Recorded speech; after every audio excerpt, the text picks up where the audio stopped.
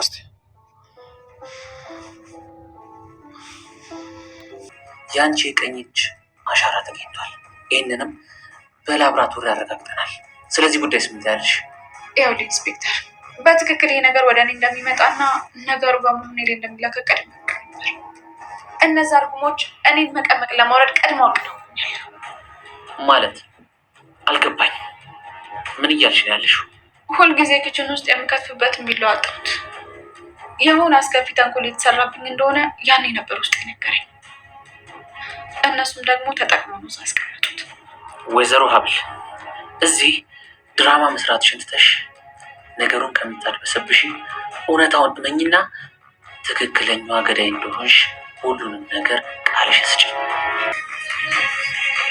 ቆይ አንተ ራስህ እንዴት አስፈልስ? ለምንድን ነው ፖሊስ ጣቢያ ተከትላት? እሄዳለሁ።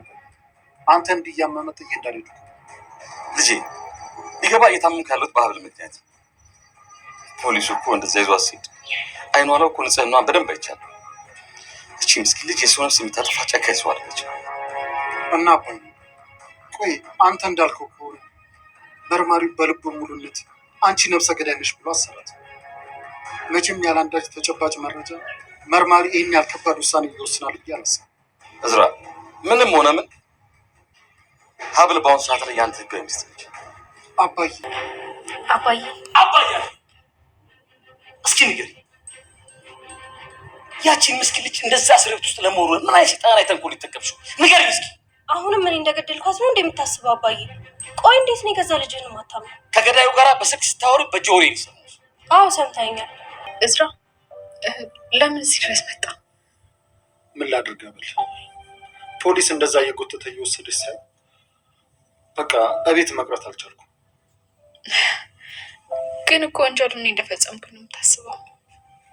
ሀብል ወደ እስር ቤት ከሄደችበት ጊዜ ጀምሮ አሁን ላይ እዝራ ነገሮችን በጥሞና እያዳመጠና እያየ የተመለከተ ይገኛል። ምክንያቱም ደግሞ ዛሬ ላይ እንግዲህ እዝራ ወደ ሀብል ወደ ታሰረችበት ቦታ ሄዶ ነበረ። ይህን ከማድረጉ በፊት ግን አቶ እስክንድር ጋር ተገናኝተው ሲያወሩ ነበረ። አቶ እስክንድርም በአሁኑ ሰዓት ላይ ልጄ ሄደህ መጠየቅ ይገባህ ነበረ በማለት እሳቸው እንግዲህ ሲያሳስቡት ነበረ። አቶ እስክንድር የግል ጠበቃ እንደቀጠሩላትና የልጄ ሚስት እንደዚህ አይነት ወንጀል እንደማትሰራ እንደዚህ አይነት መጥፎ ነገር እንደማታደርግ ፖሊሶች እኮ ይዘዋት ሲሄዱ ውሃዋ ይናገር ነበረ፣ ንጽህናዋን ይመሰክር ነበር በማለት አቶ እስክንድር እንግዲህ ሲናገሩ ነበር።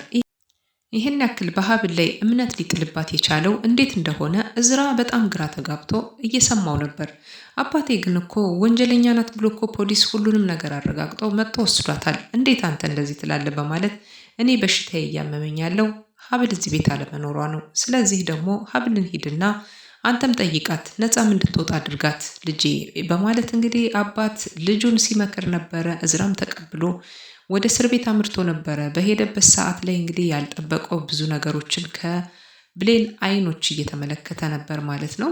ምክንያቱም ደግሞ ሀብል በአሁኑ ሰዓት ላይ እያየ የተደረገባት ያለው ብዙ ነገሮቿን ከአይኗ ብሌን ላይ መመልከት ይቻላል እንዳለው የአባትየውን ንግግር ተከትሎ እሱም አይኗን እየተመለከተ እያንዳንዱ ነገር እንድትነግረው አትዋሽኝ፣ ይሄን ነገር አድርገሽዋልን? ገለሻታልን? በማለት የማህደርን እንግዲህ ምንነት ሲጠይቃት ነበር። ሀብልም ስትመልስለት ነበረ። ሀብል እንግዲህ ያደረገችው ነገር ምንም እንደሌለ እንኳን ሰው ለመግደል ዶሮ እንኳን በአጠገቤ ላይ ሲሞት እኔ ማየት አልችልም፣ የማዘን ሰው ነኝ በማለት ነግረዋለች። ይሄንን እያየ እሱም ንጽህናዋን ሲያረጋግጥላት እንደነበረ እስክንድር እዝራ እያየን ነበረ። ሜርሲ በአሁኑ ሰዓት እንግዲህ ወደ ቤት ተመልሳለች። አክስቷ አጸደ እጇን ይዛ ጎትታ ወደ ቤት ስታስገባት አባቴ ብላ ስትለው አባቴ ብለሽ አትጥሪኝ በማለት አቶ እስክንድር እንግዲህ ሲያመናጭቋት ነበር። የገዛ ልጃቸው አንድ የአይናቸውን ብሌን የሆነችዋን ልጃቸውን እንግዲህ ሜርሲን በእንደዚህ አይነት መልኩ አባትየው እንዴት አሳልፈው ለሕግ ሊሰጧት እንደቻሉ በባለፈው ክፍል አይተን ነበር። ምክንያቱም ደግሞ መታጠቢያ ክፍል ላይ ሆና የምታወራው የነበረውን እያንዳንዱን ነገር ስለ መግደል ስለማስገደል እና እንዲሁም ደግሞ ወደ ሌላ ሰው ስለማላከኩ ሁሉንም ነገር ስትናገር የነበረችውን ነገር ቢንያም እያለች ስም እያነሳች እንደነበረ እያንዳንዱ ነገር አባትየው ሰምተው ጉድ ሲሉ ነበረ እና የተገደለበትን ቢላዋ የአጸደ ሴራና እንዲሁም ደግሞ የሜርሲ ስራ መሆኑን እያንዳንዱ ነገር አውቋል። አሁን ላይ ግን ምርመራ ላይ ባለችው መሰረት ሀብል ከባድ ችግሮች እያለፈች ብትሆንም ግን አሁን ነገሮቹ ቀለል የሚሏት ይመስላሉ ማለት ነው። አባትየው እንግዲህ ባይወልዷትም እንደ ልጅ ተመልክተዋት የልጃቸውን ሚስት አክብረው ንጽህናዋን አረጋግጠውላታል ማለት ነው። ልጄ ናት እንጂ እኔ የልጄ ሚስት አልገደለችም ሲሉ እሳቸውም እንግዲህ ነገሩን እያካረሩት መጠዋል ማለት ነው። ልጃቸውን አሳልፈው ለህግ ሰጠዋል። ሜርሲም እንግዲህ በአሁኑ ሰዓት ላይ በአክስቷ አጸድ አማካኝነት ተፈታ ወደ ቤት እንድትመጣ ሆናለች። ብትፈታም ደግሞ ነገሮቹ አሁን ላይ እየቀለሏት አይደለም። ወንድሟና አባቷ አንድ አይነት አቋምና ሀሳብ መኖራቸው አሁን በጣም ብዙ ነገሮችን ቀይሮባታል ማለት ነው። አቶ እስክንድር እንግዲህ በጣም ገራሚ አባት ናቸው። ምክንያቱም የወለዱትን ልጃቸውን አሳልፈው ሲሰጡ አንተ የእናቴን ሀብትና ንብረት ብቻህን ልትበላ ፈልገህ ነው እንጂ እኔን አሳልፈህ የሰጠኸኝ እኔ ምንም አላደረግኩም ስትል አሁንም የክህደት ቃሏን እየሰጠች ትገኛለች። ምክንያቱም ደግሞ ሜርሲ ይህንን የምታደርግ ያለችው በአክስቷ ግፊት ነው። አጸደ አክስቷ ሜርሲን ለምንድን ነው ለዚህ ነገር የዓላማና እንዲሁም ደግሞ ግቧን እንዲመታላት እየተጠቀመቻት ያለች? እያንዳንዱ ነገር የምታደርገው ነገር ሁሉ አጸደ ለራሷ ጥቅምና ጥቅም ስትል ብቻ ነው። ምክንያቱም ይሄንን ሁሉ ሀሳብ የምታመነጨው አጸደ ነች። ተግባሪዋም ደግሞ ሜርሲ ናት ማለት ነው። ሜርሲ እንግዲህ ይህንን ወንጀል ከመፈጸሟ በፊት አጸደ ነበረች ይህንን ሀሳብ ስታሳስባት መጥፎ ሀሳቦችን ተግባሮችን ስትነግራት የሰነበተችው። አክስቷን እንግዲህ ቀድማ እሷ ገዳይ ሁና ተገኝታለች ማለት ነው። በጣም የሚገርም ነገር ነው የተደረገው። ከዚህ በኋላ እንግዲህ ብዙ ነገሮች የሚያልፉባት ይሆናል ሜርሲ ማለት ነው። ወንድሟን እዝራን እንግዲህ ጥምጥም ብላ ወንድሜ ብላ ብታቅፈውም እሱ ምንም ስሜት የሰጠው አይመስልም ማለት ነው። ወንድሟ እንግዲህ እንደዛ በጣም በስስት የሚመለከታት እህቱ ወገቡን ጥምጥም አድርጋ ስታቅፈው ምንም የደነቀው ነገር የለም ማለት ነው። አድርገሽዋል አላደረግሽውም ወይስ ደግሞ ለምንድን ነው በሀብል ያላከክሽው? ማን ነው ጓደኛዋስ? በማለት ነገሮችን ሲጠይቃት ነበር አብዝቶ ማለት ነው። ግን ደግሞ እሷም ያው ድርቅናዋ በጣም ከአክስትየዋ የበለጠ ስለሆነ በጣም ብዙ ነገሮች ስትናገረው ነበረ። ቢኒያም የሚባል ፍቅረኛ እንዳላት ከአንተ ተደብቃ እየተገናኘች ነበር በማለት ይሄንን ነገር ስትነግረው ነበረ። እሱም ደግሞ ለዚህ ንግግሯ ምንም አይነት ነገር ሀብል ፍቅረኛ እንዳልነበራት ቀድሞም መጀመሪያውንም እሱን አይታ እንደደነገጠችና የደነገጠችውን በዝራ ብቻ እንደሆነ የመጀመሪያ ጊዜም ፍቅር የያዛት ከሱ ጋር እንደሆነ በደንብ አድርጋ ሀብል ስለነገረችው አምኗታል ማለት ነው። ሀብል ከሌላ ወንድ ጋር ፍቅር ግንኙነት አላት የሚለው ነገር በመጀመሪያ ደረጃ እዝራን እንዲቀና አድርጎታል። ሁለተኛ ደረጃ ደግሞ እንደማታደርግ ማምኗል ማለት ነው። ለዛ ነበረ እዝራ ሁለቱንም ያልተቀበለው። አንድም ቀና፣ ሁለቱም ደግሞ እንዲህ ነው ብሎ ይሄንን ነገር ሊያምን አልፈለገም። በራሴ መንገድ ግን ሄጄ አጣራለሁ ሲል ነበረ። እንግዲህ ምስኪኑ ቢኒያም አጸድ ያደረሰችበት ነገር ቀላል የሚባል ነገር አይደለም። ምክንያቱም ደግሞ የልብ ታማሚ የሆነችዋን እህቱን ነጥቀዋለች ማለት ነው። ትንሽዬ ብር ሲቀረው ነው ይሄ ሁሉ ነገሮች ችግሮች የተፈጣጠሩበት ማለት ነው። እህቱን ለማሳከምና እህቱን ለመደገፍ ሲል የሌላውን ነፍስ ማጥፋት ግድ አደረገውና የማይሆን ወንጀል ውስጥ መግባቱን ራሱም አምኗል። እንደገናም ደግሞ በአሁኑ ሰዓት ላይ የሌሎችን ሰዎች ህይወት ደግሞ በድጋሚ ላበላሽ ነው ወይ ብሎ አጸደን ሲያናግራት ነበር። አጸደም እንግዲህ እንደምትመለከቷት በጣም ኃይለኛና አደገኛ ነች። ምክንያቱም እሷ ለራሷ ሴራ እዛ ቤት ውስጥ ያላትን ህልሟንና እንዲሁም ደግሞ የሰውየውን ንብረት የሆነውን በሙሉ ሙጥጥ አድርጋ ቤተሰቦቻቸው የተዉት ንብረትና ሀብት ነው፣ ስለዚህ እኔን የሚገባኝ እያለች ትገኛለች። አቶ እስክንድር ሙሉ ሀብቱንና ንብረቱን ተቆጣጥሮ ይዞታል። እኔም ይገባኛል ሙሉ ነገር እያለች ትገኛለች። ልጁን ለዚህ ነው መጠቀሚያ አድርጋት ወንጀለኛ አድርጋ ወደ ወህኒ ልታወርዳት ያሰበችበት ምክንያት ማለት ነው። በአሁኑ ሰዓት እንግዲህ ብዙ ነገሮች እየተፈጠሩ እዛ ቤት ይገኛሉ።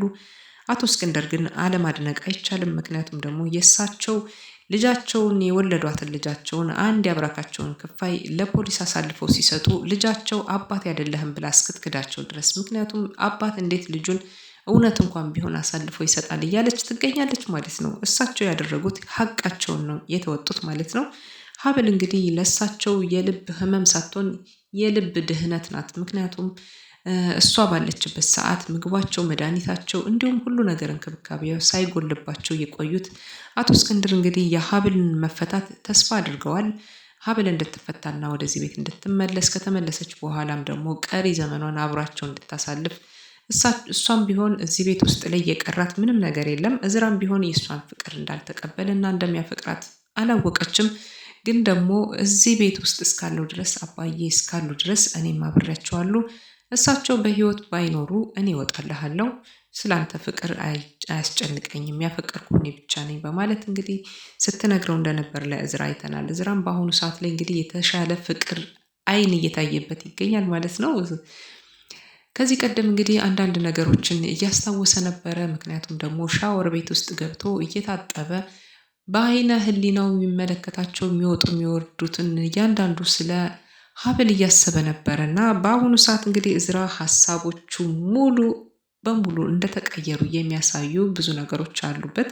ምክንያቱም ደግሞ እዝራ እያሰባት የነበረ ሀብልን ውሃ ስትሰጠው፣ ምግብ ሲሰጠው፣ እንዲሁም ቤት ስታጸዳ፣ በጣም ብዙ ነገሮች ስታደርግ መልካም ሀሳቧና ተግባሯ ከፊት ለፊቱ መጥቶ ድቅን ይልበታል። ከዛም ባሻገር እስር ቤት ሆና አባትህ ጠበቃ ቀጠሩልኝ አንተስ በማለት ገዳይነቴን አምነህበታል ማለት ነው እያለች አይኗን ባሲያቀር የተመለከተውን ንግግሯን በሀሳቡ እየሳለ እየተበሳጨ ነበር። ከሻወር ቤቱ ሳይወጣ ብዙ ሀሳቦችን እያሰበ ነበር። ከዛ ባሻገር ደግሞ ሶፋ እያስተካከለች ነበርና የሆነ ነገር እንደገባባት አይኗ ላይ ያስመስላ አረ ዝራዬ አይኔ ላይ የሆነ ነገር ገባ፣ እባክህ ቶሎ ብለህ እንዳወጣ እርዳኝ እያለች ስትለው እሱም ወደ አይኗ ተጠግቶ ስትለምነው ጊዜ አይኗን እንግዲህ ቆሻሻውን ሊያወጣላት እፍፍ ሲል ነበረና ያንን ነገር አውቃ እንዳደረገችው ሲያውቅም በጣም እንደተናደደባት ይህንን ሁሉ በሀሳቡ እየሳለ እየተመለከተ በንዴት ውስጥ ቅልጥ ሲል ነበረ። በጣም የሚገርም ነው። እዝራ አሁን ላይ ከሀብል ጋር ፍቅር ሊይዘው ነው። አባትየውም ለዚህ ነበር ሀብል እኔ በጣም አፈቅረዋለሁ፣ ያየሁት ቀን ነበር የወደድኩት፣ ግን ደግሞ እሱ ላይ ምላሹ ጥሩ አልነበረም፣ በጣም አታምሪም፣ ቆንጆ አይደለሽም እንደተባልሽው ብሎ ሀሳቡን ሲሰጣት እንደነበር አይተናል ማለት ነው። አባትየው እንግዲህ ስራቸው ውጤት ይሄው ፍሬ እያፈራ እየመጣ ይመስላል። ፖሊሱም እንግዲህ ይህንን ድራማሽን ትተሽ አሁን ላይ እውነቱን ብትናገሪና ማረሚያ ቤትሽ ብትወርድ ይሻልሻል፣ ነገሩን አታክብጁ በራስሽ ላይ እያለ እያስፈራራት ይገኛል። ግን ደግሞ እሷ ምንም ነገር እንዳልተደረገና ይሄ ሁሉ ሴራ በአጸደና እንዲሁም በሜርሲ አማካኝነት እንደተደረገባት እየተናገረች ትገኛለች። ነገሩ ተካሯል። እናንተስ ምን ትላላችሁ? የአባቱ